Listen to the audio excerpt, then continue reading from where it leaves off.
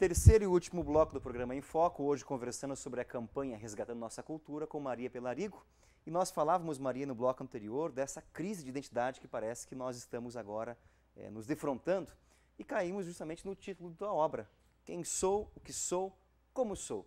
Como é que surgiu a ideia, o espírito, o sentimento de colocar em linhas a tua história, permeando a história do século XX? Veja bem uma coisa.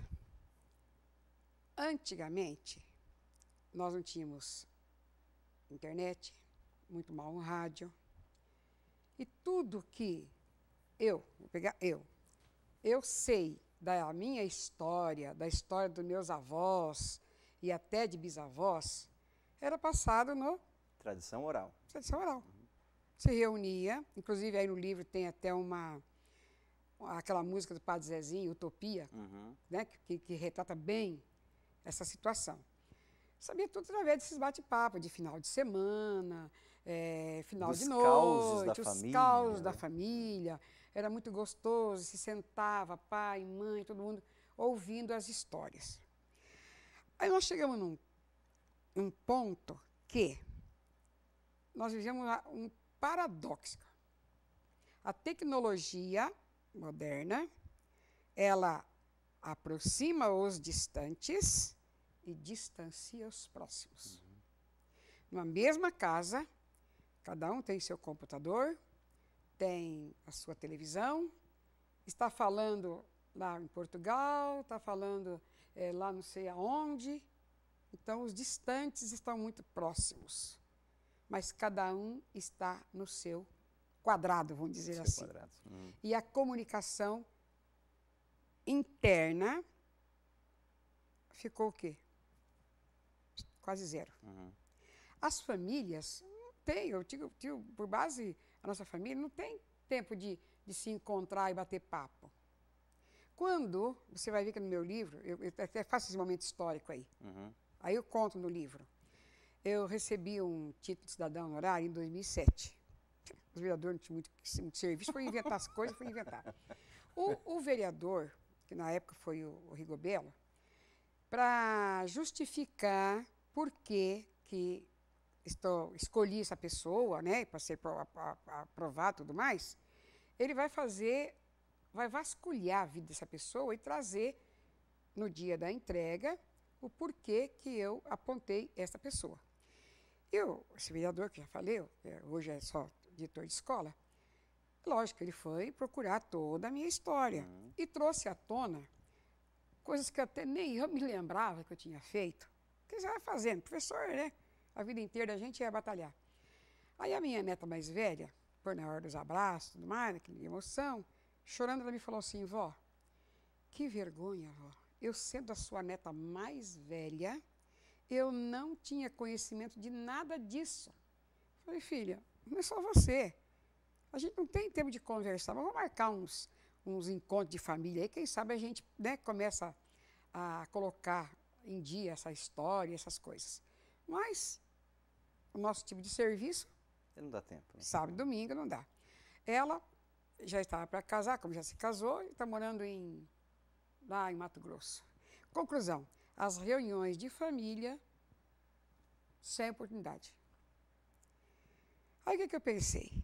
Eu vou escrever a minha autobiografia, como você falou, também fazendo um retrospecto histórico do século XX, a minha história dentro do século XX, século XX dentro da minha história, e assim eu deixo um legado histórico para os meus netos, para a minha família e para quem quiser ler.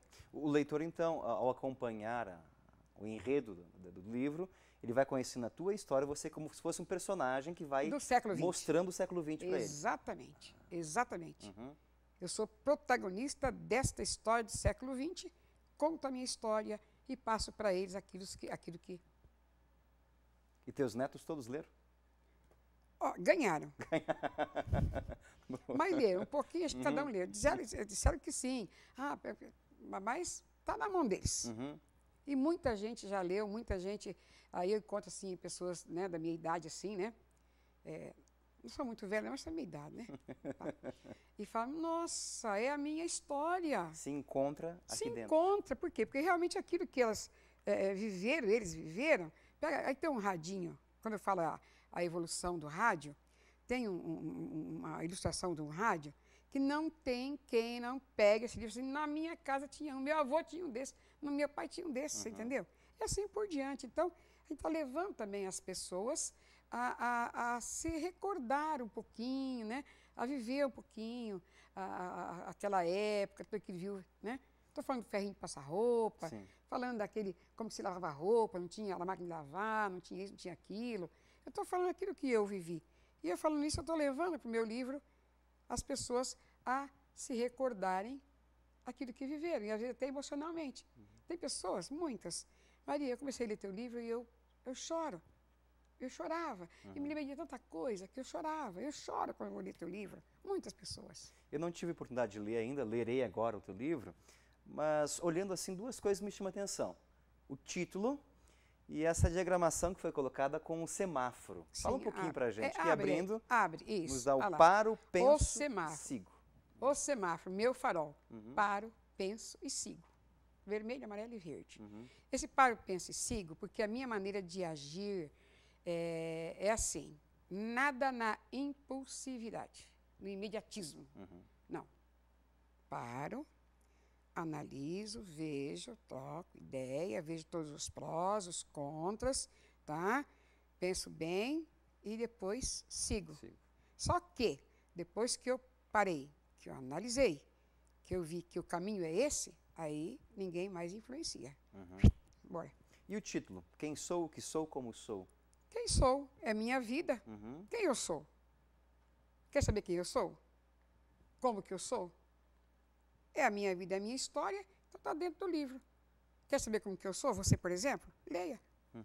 E você lendo o meu livro, você comprando o meu livro, você não, para você eu já dei meu livro, né? Obrigado. Mas toda a renda deste livro é destinada, está sendo destinada para o Hospital do Câncer.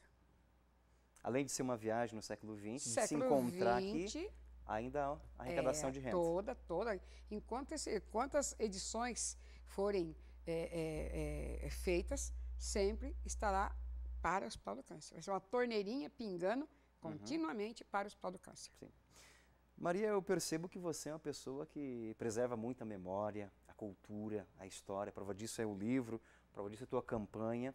E quero deixar aqui publicamente, e quem em casa também pode nos ajudar nesse sentido, que a gente está disposto também a ajudar nessa campanha. Porque resgatar a cultura não é somente um elemento simplesmente presente, é resgatar a própria história nossa, a vida de Umuarama. Então pode contar conosco, com a Unipar, nesse sentido, tua campanha também, para a gente encorpar esse movimento, para a gente resgatar a nossa história. E muito obrigado pelo teu tempo aqui conosco, no nosso programa, no nosso bate-papo. Quem agradece sou eu, e fico assim, nós podemos conversar mais e trocarmos ideias para ver quais os meios, os canais, porque esta campanha eu quero que ela seja uma campanha bem ampla, porque abranja mesmo. Como você disse, não é só eu conhecer a minha história, mas eu viver também essa história, eu degustar essa história. Quanta coisa boa que nós temos, e quando nossos jovens, eles ouvem, porque eu sou assim, eu conto assim umas piadinhas também, mas quando eu arrebanhei já aquele pessoalzinho contando as piadinhas, eu sempre dou um jeitinho de desviar para o caminho de alguma coisa cultural, sabe? Aí é só a esquinha, né? Isso. Então, a gente levar, então, despertar nessa nossa juventude essa vontade, esse prazer, essa coisa gostosa que é conhecer a nossa história. Eu não sou saudosista, não sou aquela coisa nostálgica, mas eu gosto de preservar e perpetuar a história. Joia. Está convidada, assim que tiver mais questões práticas para partilhar conosco, com certeza. A voltar aqui Obrigada. No programa, eu que agradeço. E a voltar na Unipar também, na TV UP, na TV Mais também. A você que nos acompanhou, obrigado pela audiência, um forte abraço e até mais.